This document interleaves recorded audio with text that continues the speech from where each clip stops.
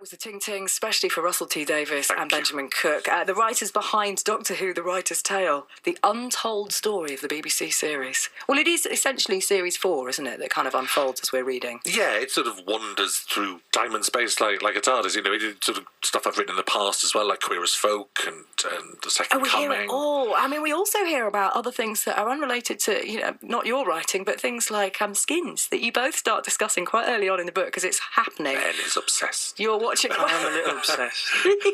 Well, I mean, you It's a come brilliant back with show, though, yeah. isn't it? Love that show. Well, I love how you sort of quite honest at the beginning, not sure that it was working, and then totally got drawn in, which I think a lot of people who were watching it were thinking, "Oh, where's this going to go?" I don't think it was. Oh no, I love it. I don't think it was quite working at the beginning, but by the end of Series 2, it was just one of the best things on telly, wasn't it? Yeah, absolutely amazing. And that's what, you know, you can't, again, it's talking about Doctor Who, you've got to talk about in relation to everything else, all the other stuff that's on telly and Are you other inspired as you dramas. watch things like that? I mean, I'm massively inspired. I sit like the end of that second series of Skins. I just sit there going, I wish I could have written that. That was just beautiful. I thought beautiful writing, beautiful production. Everything was amazing. So yeah, it actually encourages you to do better, I think. and then as a Doctor Who fan, what was it like mining the mind of Russell T Davies as the series unfolded? Just the most fantastic opportunity to find out what was coming up months and months and months in advance. But of course, the other side of it was that we're saying that in retrospect. Throughout the book, there's all sorts of ideas put forward that never made it to screen.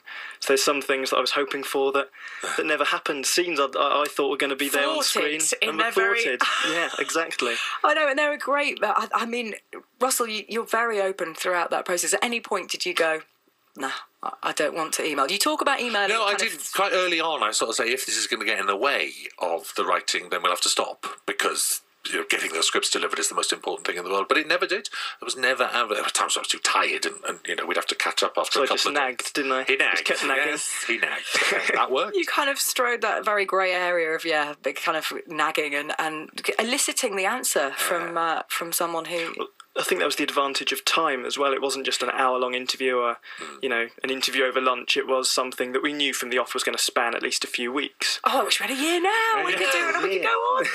I'm not leaving. Yeah. I'm here. Got my sleeping bag. I'm back again today. It's Russell and Ben. A month after we started on the 6 Music Lunchtime Guinness Show. Book of Records. You talk about it being therapy. Was it a cathartic process for you? Would you do it again? It was, yes. We haven't stopped, actually. If someone wants a second book, we'll keep going.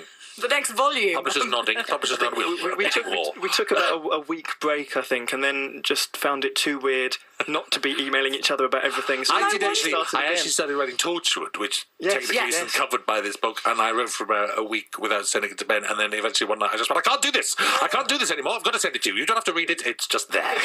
So Ben has now worked into the writing process. I was going to ask if you missed each other, but you just haven't stopped. No, just kept going and going and going. It'll never end, will it? Until one of us dies.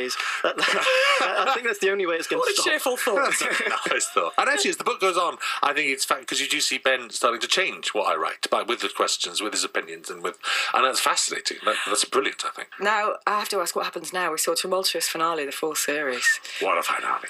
Oh, I cried. I have to say, my fellow was like, "What are you doing?" Yeah, grown woman bawling her eyes out.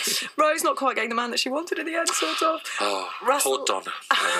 Oh, don't start us. Exactly, don't start us down that road. Now, you will write 2 of the 4 specials. That's right. Well, we've got a Christmas special coming up, which is marvellous, and I've written that one, if I say so myself. And then 4 specials for next year, which I'm writing 2 and co-writing the other 2, so keeping my hand in. And then within the book, we find out about Stephen Moffat taking over. Yes. And there's a lovely email exchange between you two about how you're happy, very happy to hand it over to him. Oh, I mean, that can't have been an easy decision. It was easy. The man's a genius, and he loves Doctor Who, and I was off, and it couldn't be, if it had been someone else, if it had been a stranger, I would be mortified. I probably wouldn't have left. I'd probably still be there. Hanging on by his fingernails. Exactly. Ben's got a wry smile on his face. Oh, he's moving on to Stephen Moffat now. Yeah. Oh, yeah. He doesn't care. That'll be the sequel. Russell who? Exactly. So what's coming next? I have to ask, because I read there's an idea of a series about more gay men. So are we going to get the next Queer as Folk? Well, I hope so. One day. It doesn't even exist on paper because I'm literally busy on Doctor Who until at least next May, and that's when the filming stops. So production goes on after that. But something dirty and gay would be marvellous, don't you think? Also in my writing. Yes. I couldn't possibly comment. Really well, please. Yes, bring that to life on the screen. I wish you well. We're getting that before. It's going to be in a late night slot, I think, somehow. Yes. And Ben, are you going to hunt down Stephen Moffat and get more on on Doctor Who? Or It's what's tempting, next? isn't it? I might drop him a line, but I think I'd love to do. I genuinely love to do another one of these with Russell. I think We have to hear the talks for a book. We have to see Reed. That would be some gossip. Goodness me, The Life of John Barrowman. unprintable. Really? Yeah, again, I can't comment. I'll just leave that floating for people. So any more music that either of you fancy? Is there a track that kind of stands out from, I don't know, fancy, Ben? any of you listening? Which was the Mika track we The Mika mentioned track in the first few pages of the book? It's a perfect track a lovely for track. the Doctor Who's companion. I just remember it was track 6 on the album, but I can't think what it was called. Good name. We'll go to it now. It is Mika, track 6 on the album.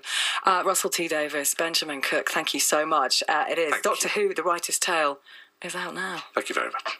I want to talk to you. The last time we talked, Mr. Smith, you reduced me to tears. I promise you it won't happen again. Do I attract you? Do I repulse you with my queasy smile?